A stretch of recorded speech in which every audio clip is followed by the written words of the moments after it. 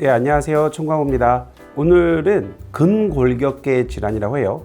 근데 이제 최근에 좀 이런 생각이 들더라고요. 우리가 사전적 의미를 찾아봤는데 골병이라는 의미가 여러 학설은 있더라고요.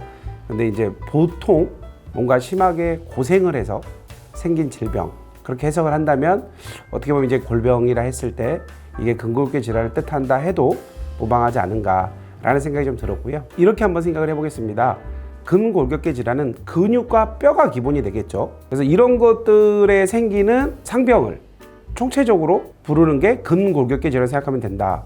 그래서 인체를 생각해 봤을 때 서 있습니다. 사람이 서 있으면 맨 위에 있는 뼈, 이제 머리 바로 밑에 있는 척추체, 또 이제 뼈가 있는 게 어디가 있죠? 팔, 그죠? 그리고 또 뭐 있죠? 다리, 고관절에서부터 발가락 끝까지. 이런 데에 발생하는 상병을 근골격계 질환이라고 한다. 그렇게 이해하시면 되고, 그러면 근골격계 질환을, 즉 골병을 산재 신청을 하려면 첫 번째가 뭐다? 진단을 받으셔야죠. 진단을 받으셔야 됩니다.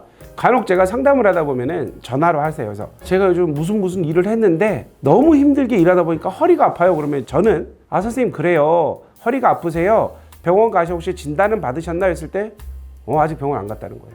그러면은 상담이 어렵겠죠. 그래서 첫 번째 어떻게 된다? 병원을 가라. 병원을 가서 진단을 받았다. 진단을 받았어요. 그리고 나서 직업력을 조사하겠죠. 무슨 일을 했습니까? 몇 년 동안 했습니까? 이 재해자가 허리가 아파요. 그러면 뭐를 중점적으로 봐야겠어요? 이분이 일을 하시는데 작업 동작이 허리에 부담을 주느냐, 이걸 보시면 되는 거지 않습니까? 그렇죠? 이제 또 하나가 경력을 입증해야 돼요. 자, 예를 들어서 용접공의 경우에 요추부, 즉 허리 쪽에 부담을 주는 작업 동작이라고 어느 정도 좀 이렇게 받아들여지고 있거든요. 근데 아무리 용접공 업무를 수행할 때 허리에 부담을 주는 일이라 할지라도 3일 일했는데 사고가 아니고서는 산재를 인정하기 힘들겠죠. 그럼 여기서 뭘 알 수 있죠? 이 사람의 작업 내용도 중요하지만 뭐도 중요하다? 얼마나 일했느냐도 중요하겠구나. 이거는 직업병의 기본 공식입니다. 자, 진단 받았어요. 조사했어요. 그럼 어떻게 하죠? 근로복지공단에 접수를 하면 돼요. 접수는 대한민국 근로복지 엄청 많은데 내가 일용근로자로 현장을 수백 곳을 돌아다녔는데 어디다 해야 되죠? 마지막으로 근무했던 곳을 관할하는 공단에 접수를 합니다. 자, 접수를 하면은 이 공단 담당자들이 또 조사를 해요. 조서도 만들어야 되고 재조사도 해야 되고, 그렇게 한 다음에 요즘 이제 전문조사라는 게 있어요. 그래서 또 한 번 뭐 직업응급과 선생님, 내지는 뭐 정형외과, 신경외과 선생님들 해가지고 이분이 상병이 진짜 있나? 진짜 이분이 이런 일을 했다고 하는데 이게 맞나? 이런 또 한 번 조사를 합니다. 전문조사를 거쳐요. 그리고 이게 다 끝나면 어떻게 되죠? 업무상 질병판정위원회에서 위원들이 심의를 합니다. 그래서 위원들이 결정을 해서 인정이 되면 승인, 인정이 안 되면 불승인, 이렇게 되는 거예요. 그런데 간혹 이런 고민하시는 분이 있어요. 근데 내가 건설 현장 일하다 보니까 하루하루 일하는 사람이어서 소위 일용근로자였어. 어떡하지? 걱정하지 마세요. 일용근로자도 몇 년을 일했다라는 인정해주는 방식이 있습니다. 200일을 일하면 1년 일한 걸로 인정을 해주세요. 그래서 그렇게 주장하시면 되는 거예요. 이해되셨죠?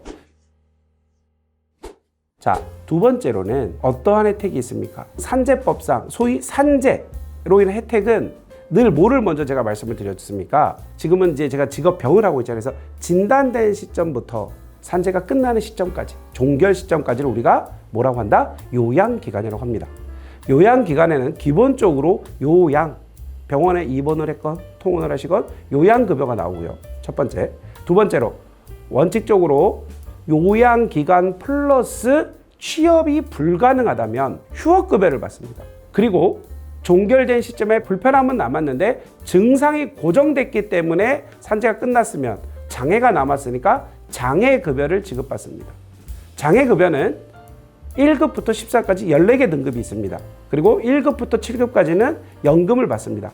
그리고 8급부터 14급까지는 일시금을 받고 끝나요. 그리고 4, 5, 6, 7급은 연금을 받을 수도 있지만 본인의 선택에 의해서 일시금 받고 끝나기도 합니다. 자, 그러면은 어느 일을 하는 사람이 될 건데 했을 때는 사실 저는 이런 표현을 쓰거든요. 직종 불문, 나이 불문, 재직 여부 불문. 첫 번째, 약간 간단한 것부터 나이 불문, 젊은 나이에 갑자기 무릎이 아프다. 이거는 아무래도 퇴행성 병변일 가능성이 적죠. 그러니까 당연히 젊으신 분들이 연세 있으신 분들보다는 가능성이 높은 건 맞죠. 그건 당연한 얘기 아닙니까? 그런데 왜 나이 불문이냐? 나이가 아무리 많다 할지라도 직업력이 인정되고 그거에 합당한 상병이라면 산재가 가능하다. 두 번째로 재직 여부 불문, 물론 이것도 그래요. 퇴직한 지 한 50년이 지났어요. 좀 문제 있잖아요, 그거는. 그렇죠? 근데 퇴직을 했다 할지라도 산재 신청을 못 하는 건 아닙니다. 그리고 이제 직종 불문, 근골격계 질환으로 산재를 신청할 수 있는 직종은 너무 많습니다. 예를 몇 가지 들어볼게요. 자, 철근곡, 뭐 배근 작업도 하고 결속 작업도 하겠죠. 근데 결속할 때 서서 합니까? 쪼그려 앉아서 합니다. 그럼 쪼그려 앉아서 작업을 한다? 허리도 아프고 무릎도 아플 거예요. 저는 개인적으로 이렇게 쪼그려야 되니까 목도 아플 것 같아요. 또 용접봉이다.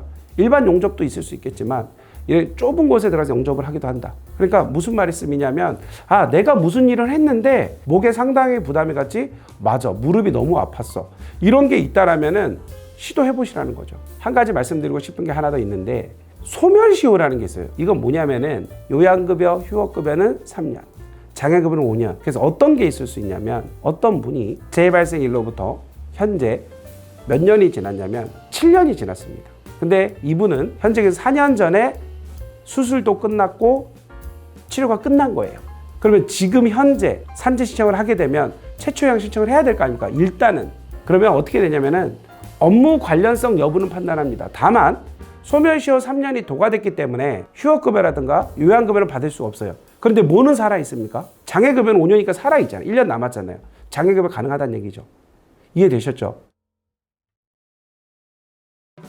그래서 오늘은 근골격계 질환이 무엇인지, 그리고 어떤 처리 절차를 얘기하는지, 그리고 어떤 보상이 있는지, 그리고 끝으로 내가 수술한 지 오래됐다 할지라도 5년 이내라면 장애급여 청구는 가능할 수 있다라는 말씀을 드린 걸로 마무리하도록 하겠습니다. 다음에는 조금 더 좋은 내용으로 뵙겠습니다. 고맙습니다.